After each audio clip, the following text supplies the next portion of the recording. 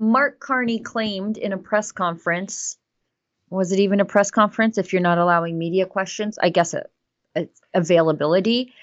He says his industrial carbon tax is crucial to Canada's economy because it's a requirement. A requirement to trade with the UK, EU, and Asia is to have a price on carbon. I bet you that's news to China. This is crazy. This is not true. Anyway, let's listen to him lie. Let's listen to the Undertaker tell us fibs. Our plan, and in fact the regime that's in place in Canada, and a variant of this regime is in place. There are some variants, as you know, Tonda, between the provinces, but a variant of this linked to California is in place with Quebec and British Columbia, is to have a form of price for the largest on carbon, for the largest emitters, said differently, the largest polluters. Now, what we are doing is changing that system or improving that system so that the price that's paid can be reduced by so-called carbon credits that are allocated. We are adding additional ones. We will be adding additional ones that ensure that the polluters are paying so that Canadians can receive support to reduce their own emissions. So it's a more efficient system. It works better for the large polluters. It works better for Canadians. And it also is a system that recognizes the new trading reality. So we have to be able to connect the dots, something that the opposition is totally incapable of doing, proven themselves totally incapable of doing. So on the one hand, we have our largest trading partner, as we've been discussing, attacking us, putting tariffs on us. On the other hand, we have the opportunity to diversify trade. Guess what one of the requirements is to diversify trade to the European Union? Guess what one of the requirements is to diversify trade to the United Kingdom? Guess what one of the requirements will be to diversify trade to emerging Asia? Is to have a form of price on carbon. So we are able to think one step ahead. We're able to go out and see the world. We're able to help Canadian companies prepare. And you know what's going to happen 5 years, 10 years from now? If I have the pleasure of being in front of you, you'll be asking me the question, if we didn't do this, if we didn't help our companies get more prepared, the Americans are going to start caring about this again. They have elections every 4 years. They cared a great deal about this 3 months ago. Now all of a sudden they don't care about it. They're going to care about it again. We have an enormous opportunity here in Canada. The United Kingdom has an enormous opportunity. France has an enormous opportunity. Europe has an enormous opportunity to leapfrog over American companies where they're trying to turn back the clock and look inwards. We're going to take that opportunity. We're going to take that opportunity. It's going to create jobs, and it's going to create new markets for our country. Does he try to get me to stop paying attention by just being boring? I think that's what he's doing. Yes.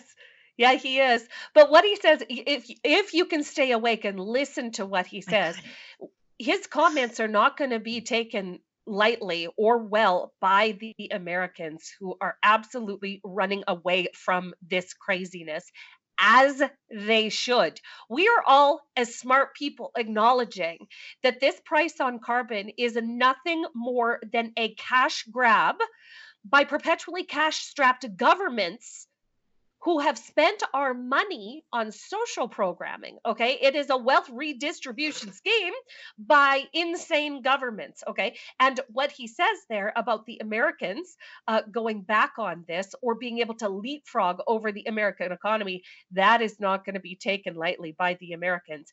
And what we heard there was an extended, boring rundown of the beliefs of his lobbyist wife.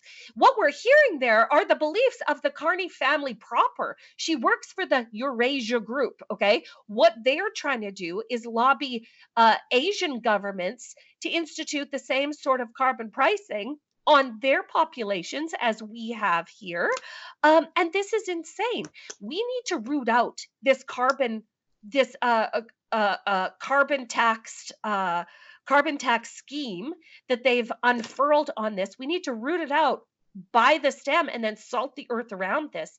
This is not helping the weather. You can't pay your way into helping the weather. And by saying that he's going to um, add carbon pricing to the biggest polluters. Well, guess what's right around the corner for us, Canada? He's going to label our oil and gas sector a big Already, emitter, a large emitter, right? already. It's Our the ag emissions cap. sector. Yep. Our ag sector, he's going to label a large emitter. We are going to see the major economic drivers in Canada be decimated by this lunatic. And I mean, just everything he said there, it should be such a cause for concern for Canadians. Everything he said there. He's obviously working in the best interest of his stakeholders at Brookfield and for his wife, who is a lobbyist for these green slush fundy people. So. And, so much of what he said just wasn't true there. So Canada does about 5% trade with Europe. So we're going to burn down our entire economy for somebody that we do 5% trade with. In the meantime, our two largest trading partners, or at least the world's two largest economies, and the world's largest economy is also our number one trading partner, the United States. They don't have a carbon tax. So they're happy to do business with us without one. And so he's actually, and China, they don't have a carbon tax. They don't care about any of this stuff insofar as fighting emissions, if you care about those sorts of things. But what he's proposing is actually tariffing our own stuff on its way into Europe. Here's what the EU is proposing. Now, it's not on the books. It's not mandatory, but they don't care about us having our own carbon tax on the way out the door.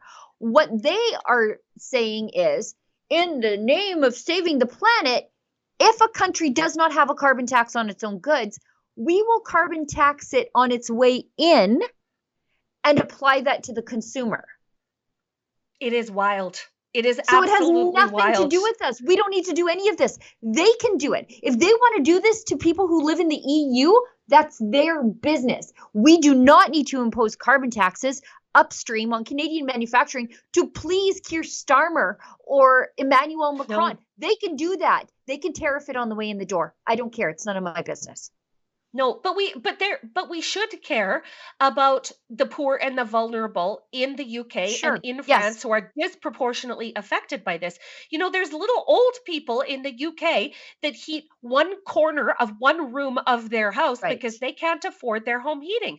The United Kingdom relies solely on oil and gas imports to heat their homes in the winter. They have some pretty brutal winters there in the UK. It's not known for being a wild tropical paradise. And we should care about the people that are being terribly and negatively impacted by these green initiatives that would punish them for staying alive. We should care about that. No, again, this is an initiative that should be rooted out and have the earth salted around it. Well, and this is not an issue for Canadians. Like, why are we creating policy around things that some other country is doing to their citizens? I didn't vote for Keir Starmer.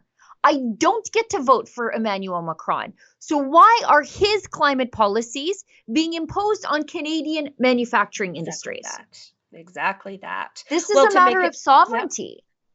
Yeah, to make it more attractive to do business with Canada. When our biggest trade export partnership is right next door and doesn't care. Why are we doing this? It makes no sense. Well, we know why. To enrich his friends in living on glass pedestals. That's what we're doing this for. It is crazy. Brookfield Asset Management.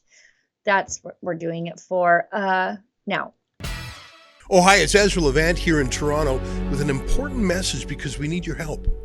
Independent journalism in Canada is under attack. Government censors, big tech deplatformers, and the dying legacy media are all working together to maintain exclusive control on the information you receive.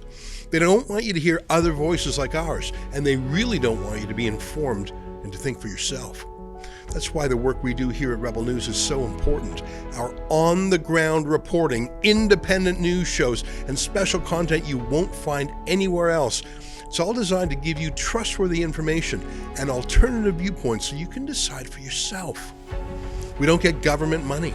And we are not owned by some big global conglomerate. We're funded by people just like you, so please support independent journalism and help us continue our work by subscribing and becoming a Rebel News Plus member today, right here on the page. Go to rebelnewsplus.com.